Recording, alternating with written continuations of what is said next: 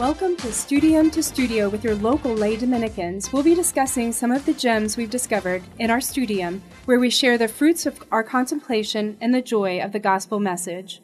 Representing our St. Albert the Great lay Dominican community and co-host of today's show are myself, Cheryl Drozda, Jeff Drozda, and Charles Richard. We'll be discussing today the history of philosophy and why philosophy matters in everyday life. And Dr. Richard, you have some thoughts on this? Yeah, I just want to start out by saying that people shouldn't be afraid of philosophy. It's one of those subjects that, sometimes people are very intimidated to talk about. They feel like if they didn't go to school or read big books about it, that they're not competent to talk about it. But the truth is that philosophy is something that all of us live by in one way or another, whether we're conscious of it or not. Philosophy, of course, comes from the Greeks, and the word literally means the love of wisdom. The love of wisdom. And all that philosophers do is to seek logically consistent ways of finding the truth, to look at the world around them and to try and make sense of it by systematic thinking, right? So we've all met people who they'll say what they believe and then they'll say something else that seems to contradict what they said before. A lot of folks don't have logically coherent philosophies, but that's what philosophers try and do. Is find ways to put together in a way that's consistent with reason, an understanding of the world that they live in. And I'm one of those people probably who hasn't spent has spent very little time in a classroom studying philosophy, but feels strongly about the importance of understanding it. And spent time with our Dominican group in the studium reading about the history of philosophy with Dr. Peter Kreeft's books, The Children of Socrates? Socrates Children. Children. The 100 Greatest Philosophers is the title of his book. And it's in 4 volumes. And I would say to anyone listening, if you want a fine introduction to the history of philosophy, this is the book to begin with. Socrates Children, The 100 Greatest Philosophers by Peter Kreeft.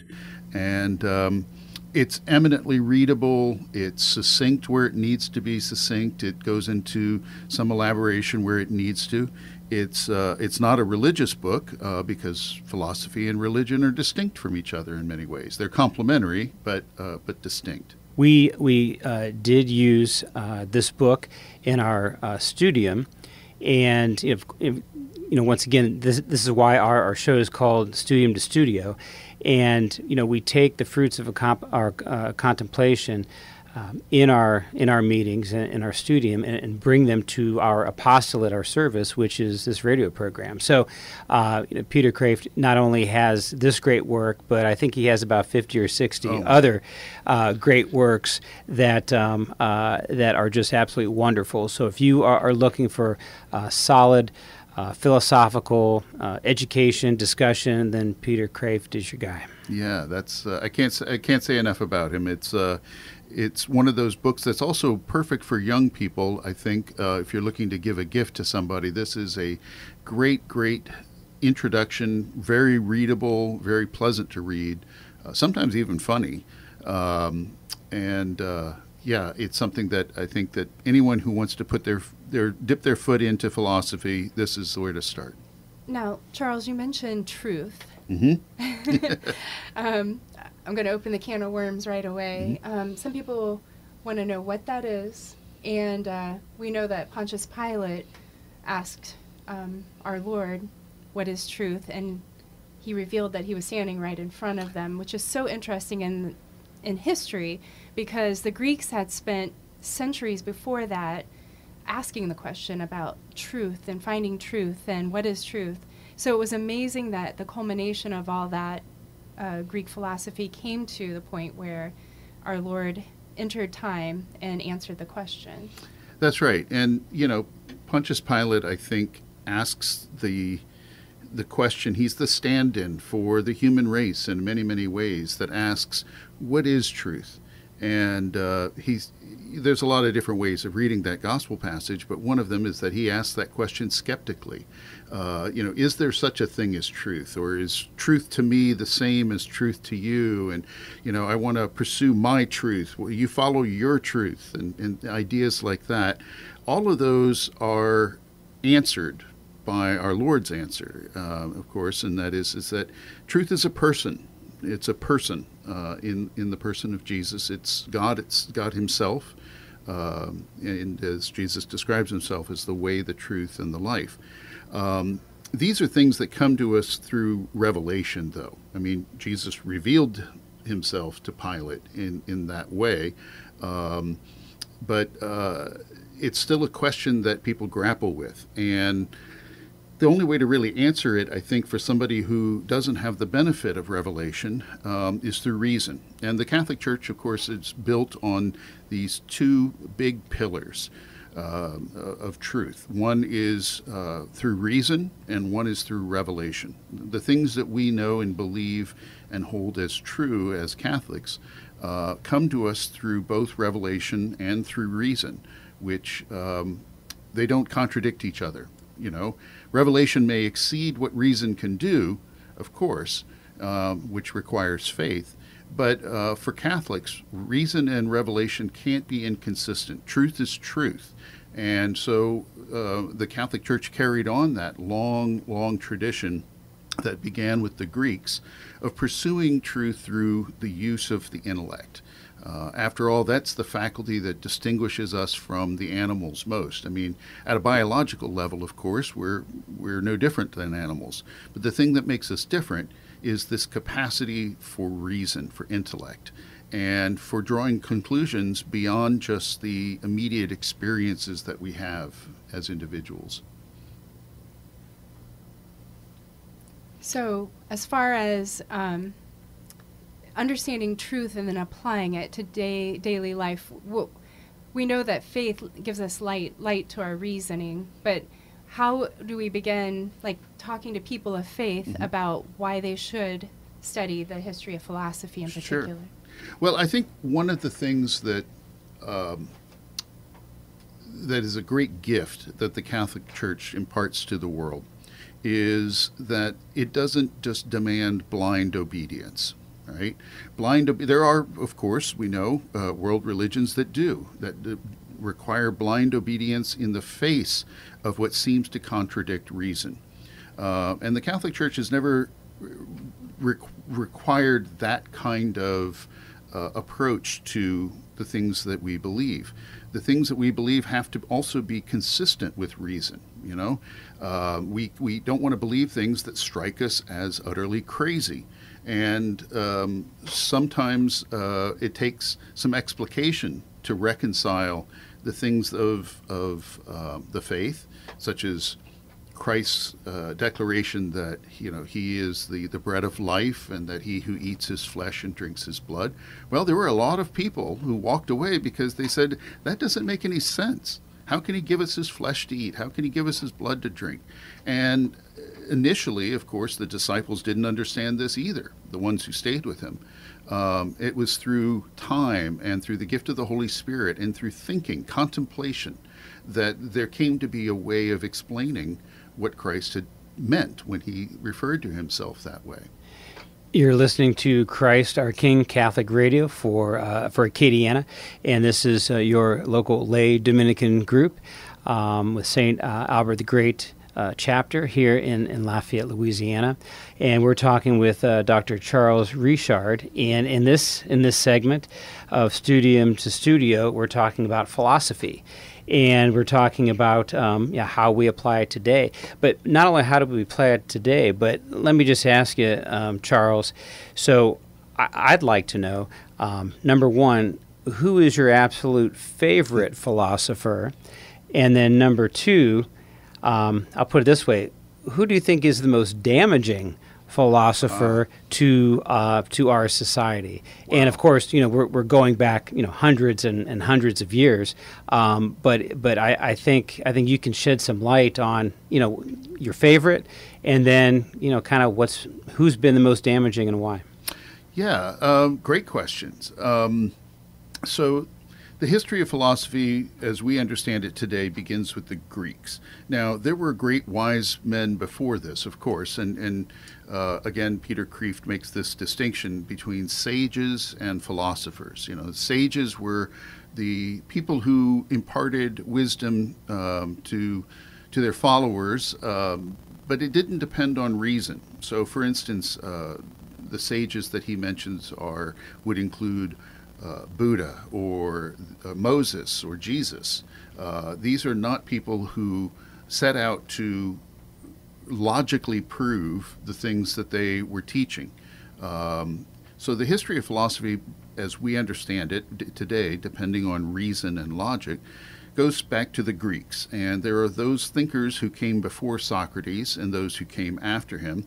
And I'm inclined to agree with Peter Kreeft when you ask who's my favorite philosopher. I think that it's kind of unavoidable to say that Socrates is the father of it all. Like Jesus, he never wrote a word down. Like Buddha, he never wrote a word down. Socrates was a teacher, and he had disciples. And he became famous for one reason, and that is he asked questions.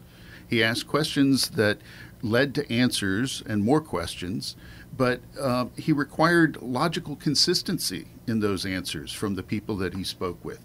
And Socrates was famous also for saying, that the greatest wisdom is in acknowledging that I know nothing. And that the beginning of everything, the beginning of wisdom, is questions. And this is perfectly consistent with what we believe as Catholics. We were taught that philosophy begins with wonder, right? We look at the world, we see things that amaze us, that surprise us, that lead us to question things. I love my life. I want to protect it. I want to keep it. Why do I have to die? Why does death exist? Or for that matter, why does suffering exist? And so on. So these are questions that demand answers. And philosophy, through what we learned from Socrates, is a systematic way of trying to go about answering these fundamental questions. And so Kreeft says that the reason that he titled his book Socrates Children is because really all other philosophers are derived from Socrates. He's the beginning of it all. It would probably behoove us all to keep that in mind, the Socratic discussion and the process of questioning the things we hear. I think all too often in our society we hear something or see a meme and we just latch on to it because we think we know, and so we're going to latch on to a meme that agrees with us. And so Socrates taught us you might want to question that you know everything. Question your assumptions. Yeah. That's the heart of it. And then question the memes that are out there. Question, where they come from, looking at both sides. I think we're too willing to find things to support what we want to believe, less inclined to question. And obviously, we look at Socrates, and it didn't bode well for him with his questioning. Right. Yeah, it's important to remember Socrates was ultimately killed for asking tough questions that that evoked uncomfortable answers. But fortunately, one of Socrates' disciples, he did write down Socrates' wisdom, and that was Plato. And so we're talking about several hundred years before Christ in Greece, and one of Socrates' greatest disciples, Plato, wrote down, made Socrates essentially a character, asking these questions and probing for answers. And so we have these three truly great philosophers from Greece. And believe me, there were many, many others that we could talk about. I'm very partial to certain pre-Socratic philosophers. But there are three that we look to for the roots of it. And that's Socrates, his disciple Plato, and then Plato's disciple Aristotle. These are the ones who really laid the groundwork for the intellectual foundations of our civilization. As for who's the one who's done the most damage, that's a harder question. Too many of them? Yeah, there are quite a few. A lot of people would point to René Descartes. René Descartes, of course, is the one who's most famous for saying, "I think, therefore I am." But he's somebody who pushed us toward a certain dualistic view of the world, between body and soul, for example, and sort of separating out these things that really aren't separable, but we've fallen into a way of thinking about them in such a way that has had terrible consequences for our understanding of the human body. And in many ways, I think you could point to John Paul II as a philosopher who answers directly some of the problems that arose from Descartes' thinking, the French philosopher. Yes, I have to interject for all the Cajuns listening that Descartes would have said, "Je pense, donc je suis," because he was French. That's right. So, very good. Oh, look, anytime you can work in a little bit of French, I'm happy with that. Yeah. So, yeah, the Socrates and then Plato and then Aristotle gave us a systematic way of approaching questions. And really, that's the practical side of philosophy. Unfortunately, in our time, we've come to think of philosophy as something that's not practical at all, right? We think of it as something that students go off to college to study, and God help you if your son or daughter decides to major in philosophy, right? What are they ever going to do? You know, it's nothing practical. But the truth is that philosophy, at its best, is the most practical of things, because it gives us a way of figuring out how to make choices, right? Our whole life is a series of choices, and we want to question the assumptions behind our own choosing, right? Why do I believe the things that I believe? Do they make sense? Are they logically coherent? So the one that I like to point to, I had a philosophy professor when I was a freshman in college as an undergraduate who made a tremendous difference in my way of thinking. He was an atheist, and he was very open about that, but he was also ardently pro-life. And contrary to what the media might depict, there are a lot of non-believers who are very, very pro-life people. And so this professor of mine, he was teaching an ethics course. And what I came away from that is with a belief that he basically taught, that you don't have to be a Christian to see how wrong abortion is. Right? He said that, as a humanist, just as a secular humanist, recognizing that human life is an absolute and irreducible value, right? And not a relative value, right? So we talk about things as being valuable in comparison to something else, but there are things that have an absolute value, right? In and of themselves, not relative to anything else. And so if human life is one of those absolute values that we hold as irreducible, sacred, and absolute, then, and we do want to look at the world that way. I mean, that's the foundation of human rights and all of the other things that we come to take for granted. But if it's irreducible, if it's absolute, then of course abortion or euthanasia or anything like that would be logically inconsistent with any other program of programmatic thinking about human rights. So that was persuasive to me, and that's an example of how you don't need revelation necessarily to come to the conclusion that to take the life of an unborn human is wrong. That's something that you can arrive at simply through the use of reason, asking the right questions, and demanding consistency in the answers. So it's the ultimate peeling back the onion. Yeah. And that's in our society, unfortunately. I don't think we do enough of that. We take things for granted.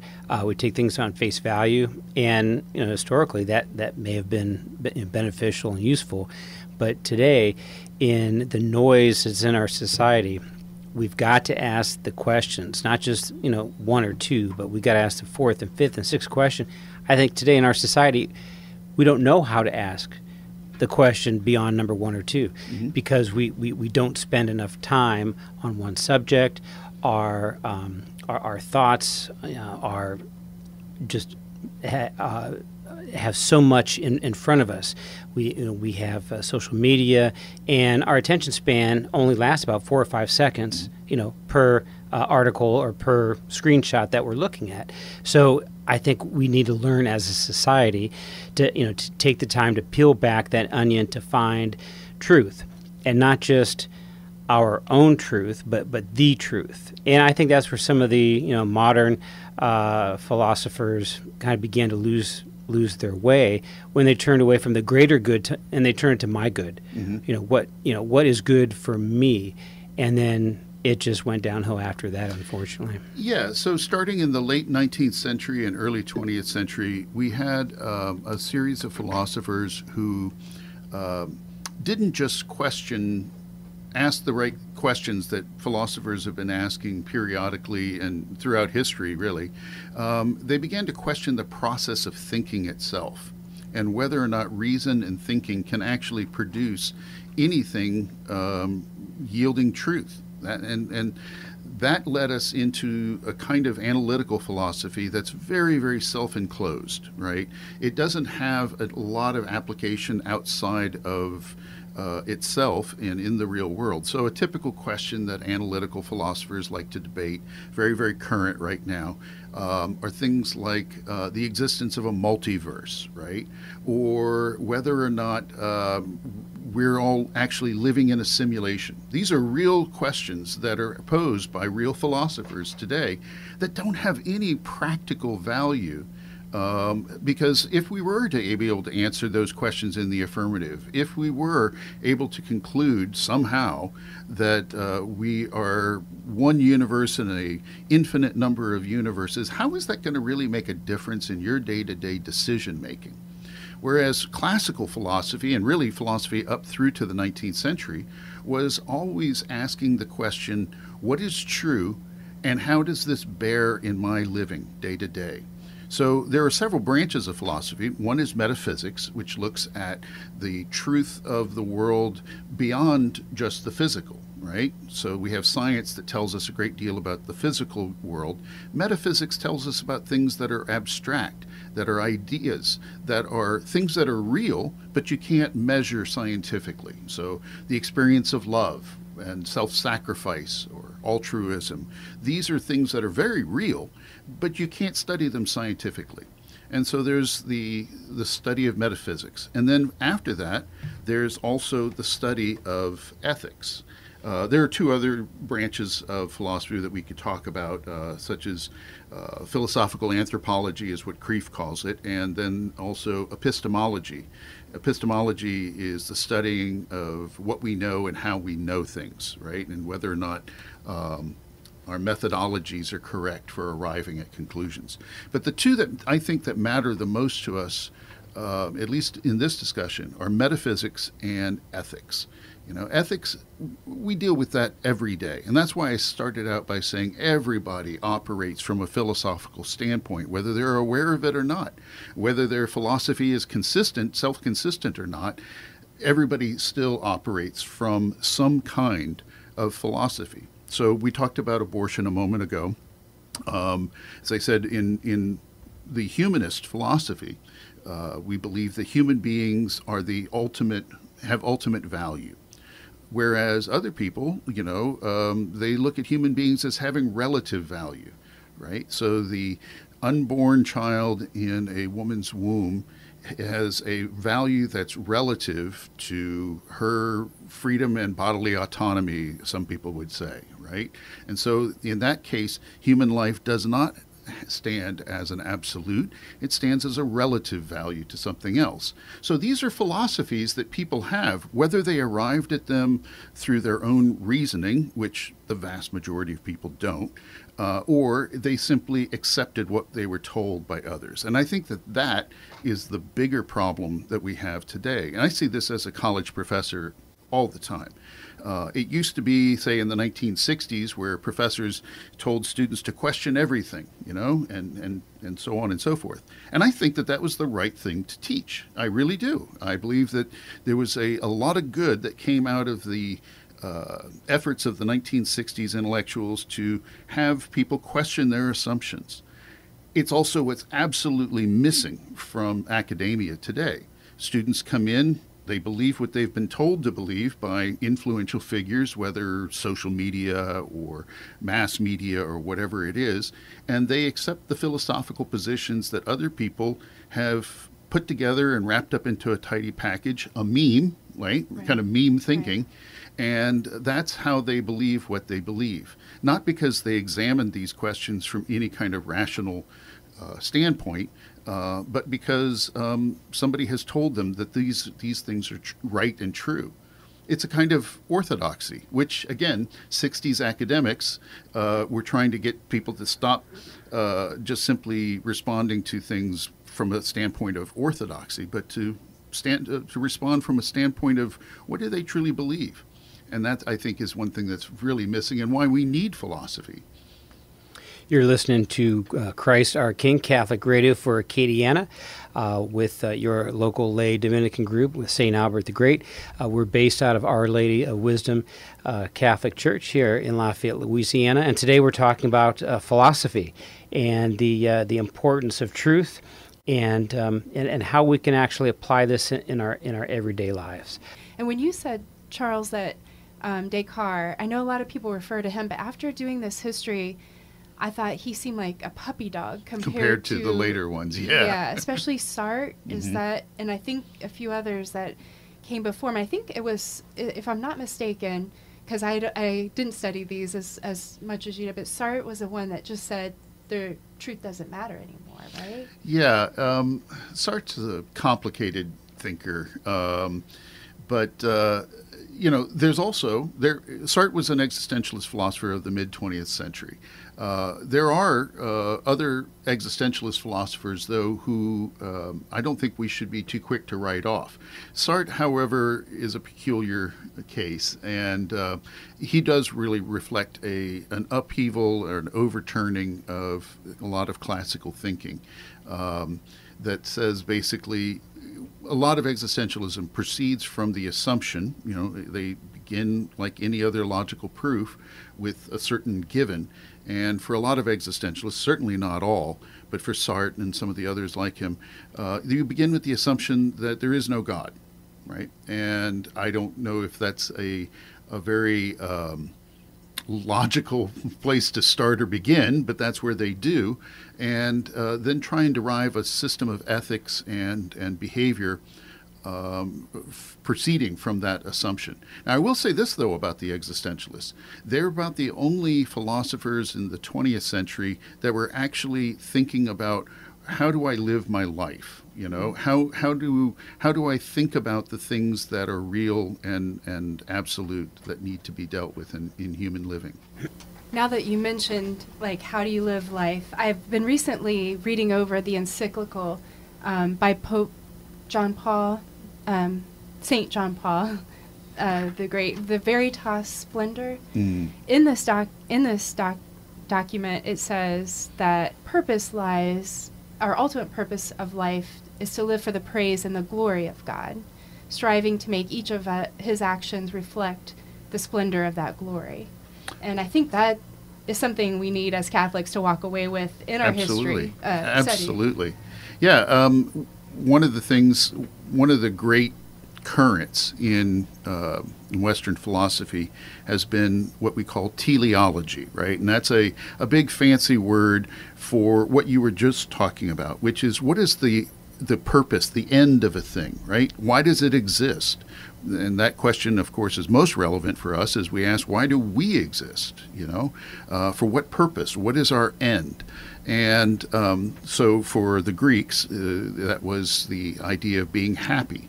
And what is happiness and how do we attain it? And that seems like a really, really practical starting point for human beings to be thinking. Forget about religion or revelation.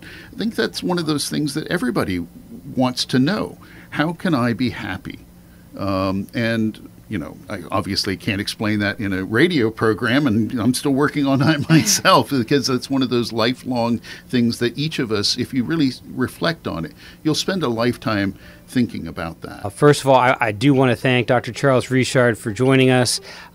He is always an intellectual and wonderful person to discuss with. Once again, the book that we're talking about, the volume set, is by Peter Kreeft. It's called Socrates Children, the 100 Greatest Philosophers. It's a pickup for everyone.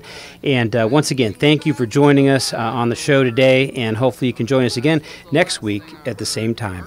God bless.